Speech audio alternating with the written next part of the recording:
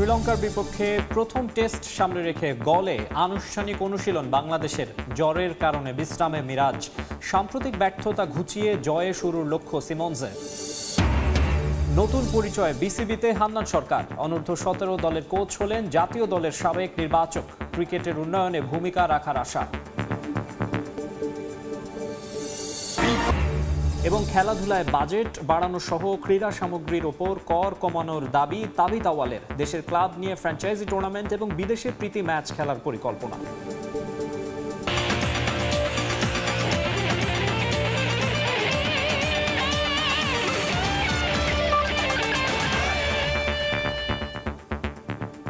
বিশ্বের নানা প্রান্তের খেলাধুলার খবর নিয়ে আমাদের নিয়মিত আয়োজন খেলার সময়, আর এই আয়োজনে আপনাদের সঙ্গে আছি আমি মাকসুম আলম খান। শুরুতেই ক্রিকেট। 2 ম্যাচ টেস্ট সিরিজ সামনে রেখে শ্রীলঙ্কায় অনুশীলন করেছে বাংলাদেশ জাতীয় ক্রিকেট দল। লঙ্কানদের বিপক্ষে অ্যাওয়ে সিরিজ দিয়েই টেস্ট চ্যাম্পিয়নশিপের চতুর্থ চক্রে যাত্রা শুরু করতে যাচ্ছে টাইগাররা। 17 জুন গল ইন্টারন্যাশনাল স্টেডিয়ামে প্রথম টেস্টে স্বাগতিকদের মুখোমুখি হবে নাজমুল হোসেন শান্তর দল। এই ম্যাচ সামনে রেখে অনুশীলনে ঘাম ঝরিয়েছেন ক্রিকেটাররা।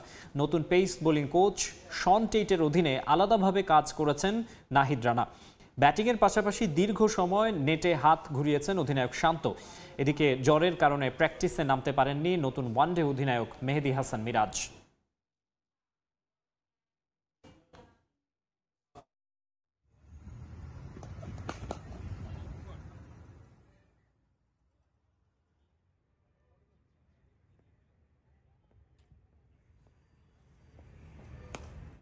এদিকে অনুশীলনের পর সংবাদ মাধ্যমে কথা বলেছেন বাংলাদেশের হেড কোচ ফিল সিমন্স। মুশফিকের সাম্প্রতিক ফর্ম নিয়ে দলের মধ্যে কোনো বাড়তি চিন্তা নেই বলে জানিয়েছেন তিনি। ক্যারিবিয়ান বসের আশা, শ্রীলঙ্কায় টেস্ট সিরিজটা উপভোগ করবেন মুশি। এছাড়া হঠাৎ করে শান্তকে ওয়ানডে অধিনায়কত্ব থেকে সরিয়ে দেওয়া হলেও বিষয়টি পেশাদারি জায়গা থেকেই দেখছেন সিমন্স। শান্তর মাঝেও কোনো পরিবর্তন দেখেননি বলে জানিয়েছেন তিনি। Yeah, it definitely adds a little bit of concern, but again, one man's trouble is another man's joy. So I'm sure there are guys who are willing him on to get better, but also they will know that if he doesn't play, I have to step up. So it's a little bit of a headache, but a nice headache to have. I definitely don't think it will impact him. When he goes out to play his cricket, he plays his cricket. Everything else he thinks about after. So I don't think it will impact his cricket itself. এই মুহূর্তে গল international cricket স্টেডিয়ামে আছেন reporter Tarique Hasan শিমুল। সবশেষ খবর জানতে আমরা সরাসরি চলে যাচ্ছি তার কাছে। শিমুল, বাংলাদেশ দল যখন অনুশীলন শুরু করেছে তার বেশ কিছুক্ষণ পরে আমি গলে এসে পৌঁছেছি এবং কি সৌভাগ্যক্রমে বাংলাদেশ দলের প্রথম অনুশীলনটাই পেয়েছি। কারণ বাংলাদেশ দল 2 দিন আগে শ্রীলঙ্কাতে পা রাখলেও বৃষ্টির কারণে কিন্তু গতকালকে অনুশীলন করতে পারেনি। আজকে প্রথমবারের মতো অনুশীলন করেছে। গলের যে উইকেট রয়েছে পাশের উইকেটে অনুশীলন করেছে, মূল মাঠে অনুশীলনের সুযোগ হয়নি। প্র্যাকটিসটা যদি বলি যে ফিল্ডিং প্র্যাকটিস কিছুটা সময়ের জন্য মূল মাঠে করার সুযোগ পেয়েছে। পাশের যে উইকেটে বাংলাদেশ দল অনুশীলন করেছে সেই অনুশীলনটা নিয়ে যদি একটু বলি যে আমরা বরাবরই দেখেছি গলের উইকেট স্পিনারদের পক্ষে কথা বলে, যে কারণেই কিনা আজকের অনুশীলনে বেশ গুরুত্বের সহকারে স্পিনারদেরকে নিয়ে কোচিং স্টাফের সদস্যরা কিন্তু কাজ করেছেন। আশ্চর্যজনক হলেও বিষয় যেটা আমরা দেখেছি যে নাজমুল হোসেন শান্ত, মমিনুল হকরাও কিন্তু স্পিনের হাত ঘুরিয়েছে। শ্রীলঙ্কার বিপক্ষে যদি ভালো কিছু করতে হয় স্পিনারদেরকে ভালো একটা ভূমিকা রাখতে হবে। পাশাপাশি আমরা যেমনটা দেখেছি যে শ্রীলঙ্কার যে স্কোয়াডটা তারা ঘোষণা করেছে সেখানে বেশ কিছু মিস্ট্রি স্পিনার রয়েছে। তাদেরকে মোকাবিলা করার জন্য ব্যাটসম্যানদেরকে একটা পরীক্ষায় ফেলার চেষ্টা করা হয়েছে, যদিও ওই ধরনের মিস্ট্রি স্পিনার বাংলাদেশের স্কোয়াডে নেই। সেই জায়গা থেকে স্পিন যতটুকু সামলানো যায় এই কন্ডিশনে উইকেটে সেই চেষ্টাটা করেছেন বাংলাদেশের ব্যাটসম্যানরা। পাশাপাশি পেস বোলারদেরকে নিয়ে নতুন হেড কোচ শন টেট কাজ করেছেন। পুরনো বলে বেশ গুরুত্বের সহকারে দায়িত্ব থাকবে নাহিদ রানার উপর। পেস স্টার যিনি দারুণ ভাবেই আলোচনায় এসেছেন গতির কারণে, তার উপরও বড় ভূমিকা থাকবে। তাকে নিয়ে আমরা যেমনটা দেখেছি শন টেট লম্বা সময় আলোচনা করেছেন, দিক নির্দেশনা দিয়েছেন কিভাবে এই উইকেটে শ্রীলঙ্কান ব্যাটসম্যানদেরকে ঘায়েল করা যায়। পাশাপাশি একটা বিষয় কিন্তু বেশ আলোচিত সাম্প্রতিক সময় যেহেতু নাজমুল হোসেন শান্ত 2 ফরম্যাটে অধিনায়ক ছিলেন, জাস্ট দেশ থেকে আসলে শ্রীলঙ্কা আসার আগ মুহূর্তে তার ওয়ানডে অধিনায়কত্ব থেকে সরিয়ে দেওয়া হয়। সেই বিষয়টি নিয়ে আসলে কোচের সঙ্গে কথা হচ্ছিল, তিনি গণমাধ্যমে কথা বলছিলেন, তাকে আসলে জিজ্ঞেস করেছিলাম যে এই বিষয়টা যেহেতু তার সাথে কনসাল্ট না করেই সরিয়ে দেওয়া হয়েছে, সেটা কোনো ধরনের প্রভাব ফেলবে কিনা তার মনস্তাত্ত্বিক বিষয়ের উপর, যেহেতু একেবারে খুব শীঘ্রই আসলে ম্যাচে নামতে হচ্ছে শান্তকে। কোচ যেমনটা আসলে বলছিলেন যে মাঠে নামলে আসলে এই ধরনের কোনো কিছুই আসলে কাজ করে না। সব কিছু মিলিয়ে আসলে বলতে হয় যে বাংলাদেশের যে সাম্প্রতিক ব্যর্থতা, জিম্বাবুয়ের বিপক্ষে ঘরের মাটিতে টেস্ট হারতে হয়েছে, ওয়েস্ট ইন্ডিজের বিপক্ষে আমরা দেখেছি টেস্ট সিরিজে খুব বেশি যে একটা ভালো কিছু হয়েছে তেমনটাও নয়। সেই জায়গা থেকে এই সাদা পোশাকে গলে সিনিয়র ক্যাম্পেনার মুশফিক রয়েছেন, তার ভালো স্মৃতি রয়েছে, তাদের উপর গুরুত্ব থাকবে। ভালো কিছু যদি ইতিবাচক কোনো ফলাফলের আশা থাকে, তো বাংলাদেশের প্রথম অনুশীলনের এই ছিল সবশেষ খবর আমার কাছ থেকে শ্রীলঙ্কা থেকে। শ্রীলঙ্কার গল থেকে যুক্ত হয়েছিলেন তারেক হাসান শিমুল, জানাচ্ছিলেন বাংলাদেশ টেস্ট দলের প্রস্তুতির খবর। এদিকে শ্রীলঙ্কার বিপক্ষে ওয়ানডে এবং টি-20 সিরিজের জন্য দেশি কোচদের অধীনে প্রস্তুতি শুরু করেছেন সাদা বলের ক্রিকেটাররা। হেড কোচ ফিল সিমন্সের দিক নির্দেশনা অনুযায়ী অনুশীলন করা হচ্ছে বলে জানিয়েছেন কোচ মিজানুর রহমান বাবুল। লঙ্কানদের উইকেটের সঙ্গে মানিয়ে নিতে চট্টগ্রামে 2টি প্রস্তুতি ম্যাচ খেলবে দেশে থাকা এই ক্রিকেটাররা। মোস্তাফিজও এখন পুরোপুরি ফিট। শ্রীলঙ্কার বিপক্ষে সাদা বলের 2 ফরম্যাটেই দেখা যাবে কাটার মাস্টারকে। বাংলাদেশ দল এখন শ্রীলঙ্কায় প্রস্তুত হচ্ছে গলের টেস্ট পরীক্ষা দিতে। বসে নেই দেশে থাকা রঙিন পোশাকের ক্রিকেটাররাও। বৃষ্টি মাথায় নিয়ে এদিন মিরপুরে শুরু করেছে সাদা বলের অনুশীলন, ভরসা দেশি কোচদের উপরই। শ্রীলঙ্কার বিপক্ষে এই 3 ফরম্যাটের সিরিজ শুধু ক্রিকেটারদেরই নয়, বড় পরীক্ষা হেড কোচ ফিল সিমন্সেরও। সাফল্য পেতে মরিয়া ক্যারিবিয়ান কোচ। যাওয়ার আগে দেশে থাকা ক্রিকেটারদের জন্য কোচদের দিয়ে গেছেন পরামর্শ। উনি থাকা অবস্থায় যেখান যতটুকু অ্যাড্রেস উনি প্লেয়ারদের করেছেন, ওই অ্যাড্রেস অনুযায়ী আমাদেরকে গাইডলাইন দিয়ে গিয়েছেন। শ্রীলঙ্কান উইকেটগুলো ন্যাচারালি দেখা যাচ্ছে যে একটু বাউন্সি উইকেট থাকে, সুইঙ্গিং কম থাকে, সো খুবই ব্যাটিং ফ্রেন্ডলি উইকেট থাকে। চিটগং যাব, ওইখানে আমরা 2টা প্র্যাকটিস ম্যাচ খেলবো, পাশাপাশি 2টা প্র্যাকটিস সেশনও থাকবে এবং আন্ডারলাইটে প্র্যাকটিস করার চেষ্টা করব। দুবাই পাকিস্তান সবশেষ 2 সিরিজে ব্যাটিংয়ে ভালো শুরু করেও সবাইকে হতাশ করেছে ব্যাটাররা। এ সমস্যায় দীর্ঘদিন ধরেই ভুগছে টাইগাররা। ব্যাটারদের মতো বোলাররাও করেছে হতাশ। মোস্তাফিজের না থাকাটা ভুগিয়েছে লিটনের দলকে, তবে কাটার মাস্টার এখন পুরোপুরি ফিট। মোস্তাফিজ খেলতে পারবে বলে হয়তো এখানে ইনক্লুড করা হয়েছে।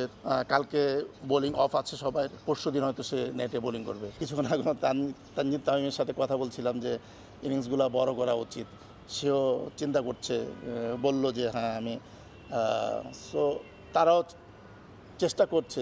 এদিন দীর্ঘ সময় নাইম শেখকে নিয়ে কাজ করেছেন মিজানুর রহমান বাবুল। ঘরোয়া লিগে পারফর্ম করেও তার দলের ডাক না পাওয়া নিয়ে হচ্ছে নানা আলোচনা। কারণটা জানালেন BCB coach. Naim Sheikh top order batsman, এই টিমের পরে ওয়ানডে ম্যাচগুলোতে সে ভালো ব্যাটিং করেছে, বাট এই ইনিংসগুলো যদি আরও বড় করতে পারতো, ন্যাশনাল টিমের যে ওপেনিং যে স্লটটা তাদেরকে মানে জানান দিতে পারতো আমিও রেডি আছি। নিউজিল্যান্ড এ দলের বিপক্ষে 4 দিনের ম্যাচে প্রথম ইনিংসে 80 রানের ইনিংস খেললেও 3 ওয়ানডেতে নাইম করেছেন 62 রান।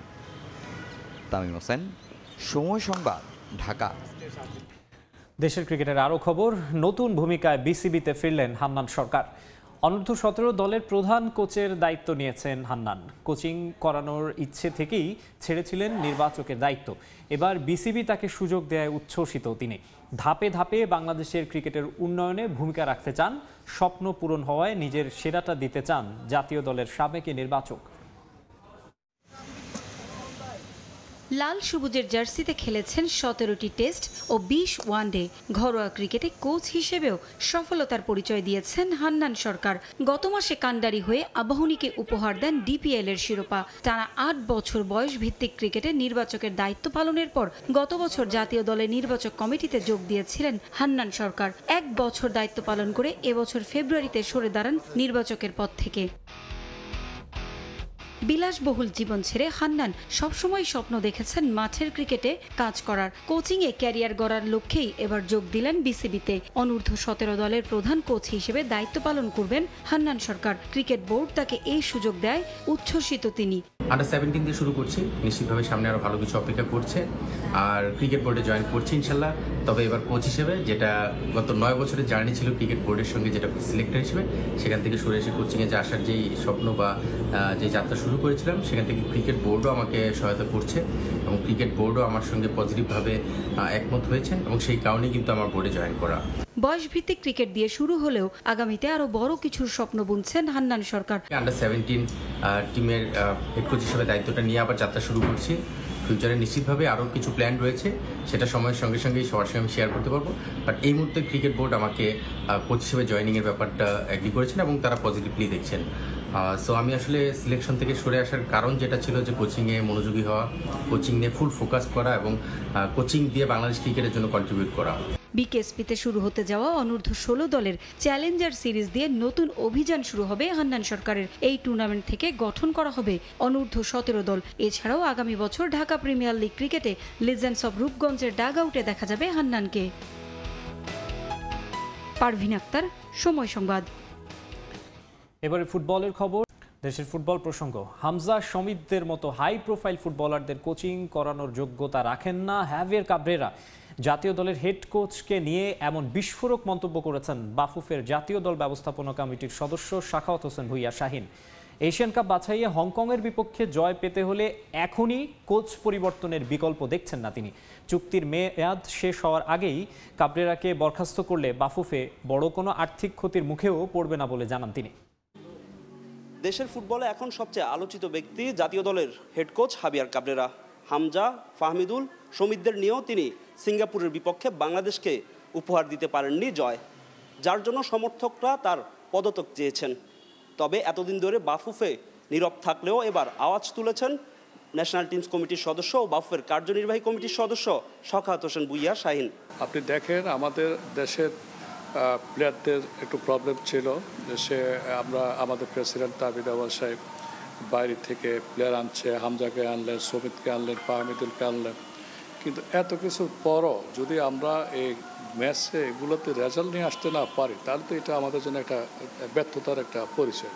তার যে পরিমাণ আপনি তাকে দিচ্ছেন, সব কিছু মিলিয়ে যদি আমি রেজাল্ট না আনতে পারি, তাহলে তো আমি তাকে রাখার কোনো প্রশ্ন ওঠে না। বিভিন্ন সময়ে কাবরেরার বিরুদ্ধে বিভিন্ন অভিযোগ উঠেছে। সিন্ডিকেটের একটা বিশেষ অভিযোগ তার বিরুদ্ধে আছে। আপনাদের কোনো শর্ট লিস্ট আছে কিনা নতুন কোচের জন্য? সে দীর্ঘদিন এই কোচিং সেক্টরে কাজ করাতে সে যখন একটা টিম করে, এক সপ্তাহ আগে আসে একটা টিম ডাকে, তার যে মুখস্থ করা, ও মুখস্থ করা প্লেয়ারগুলো এনে ওদের থেকে সে ম্যাচ খেলে। হ্যাঁ, আমার মনে হয় যে নতুন কোচ আসলে সে কাজটা করবে না, যে ওভারঅল খেলা দেখবে, খেলা দেখে প্লেয়ার সিলেক্ট করবে। কাবরেরার সঙ্গে যদি আপনারা এখন যে তার যে চুক্তিটা 2026 সাল পর্যন্ত আছে, সেই চুক্তিটা যদি টার্মিনেট করেন, সেই ক্ষেত্রে কি বাফুফেকে কি কোনো আর্থিক জরিমানা বা অতিরিক্ত অর্থ দিতে হবে কিনা এই স্প্যানিশ কোচকে?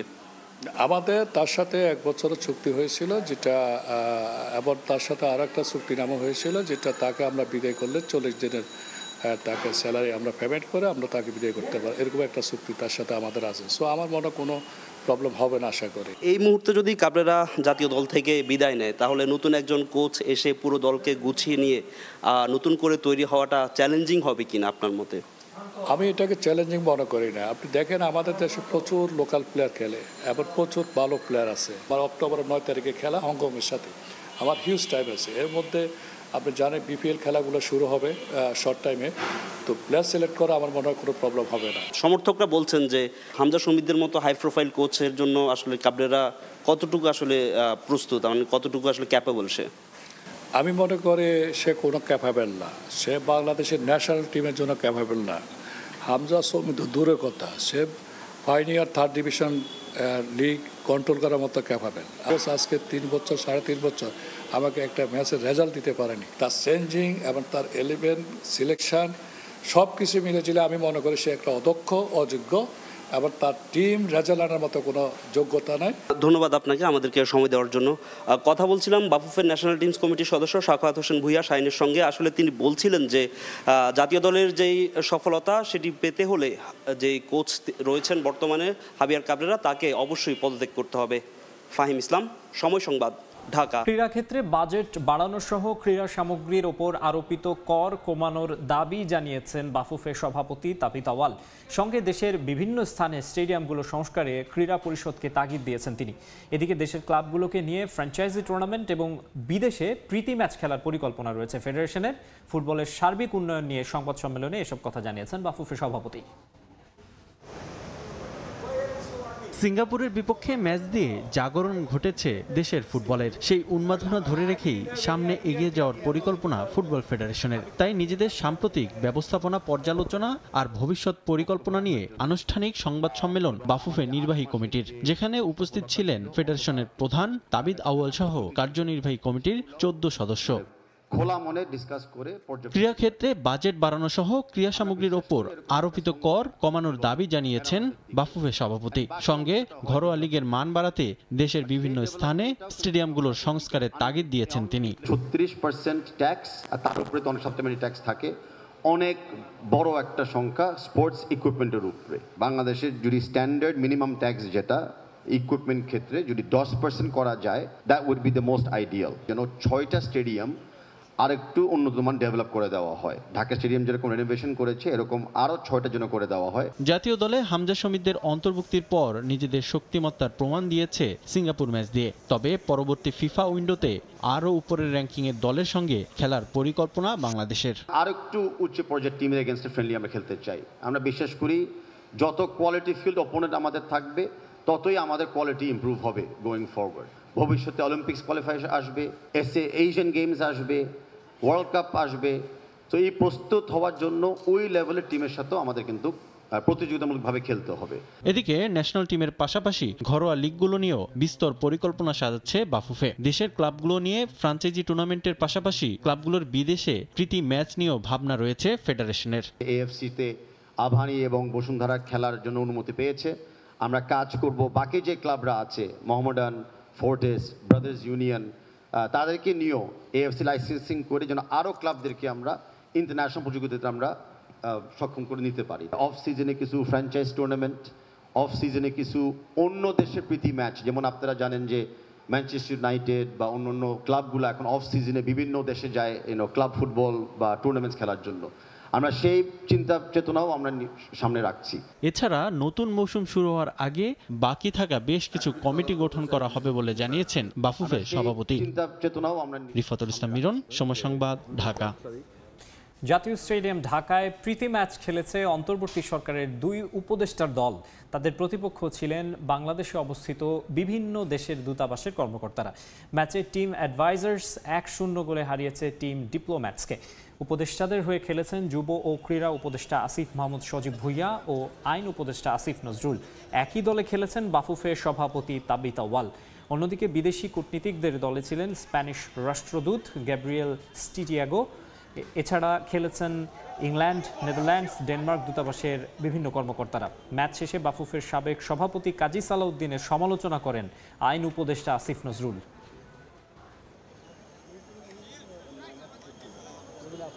আমি সালাউদ্দিন ভাইয়ের অনেক বড় ভক্ত ছিলাম।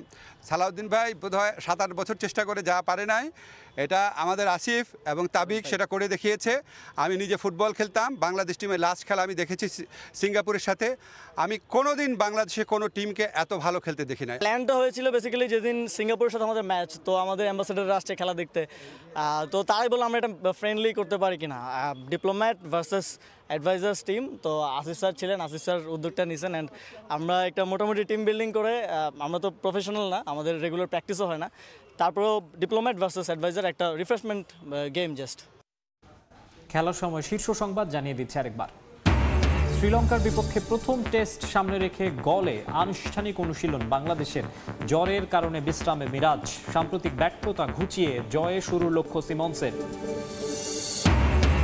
নতুন পরিচয়ে বিসিবিতে হান্নান সরকার। অনূর্ধ্ব-17 দলের কোচ হলেন জাতীয় দলের সাবেক নির্বাচক। ক্রিকেটের উন্নয়নে ভূমিকা রাখার আশা।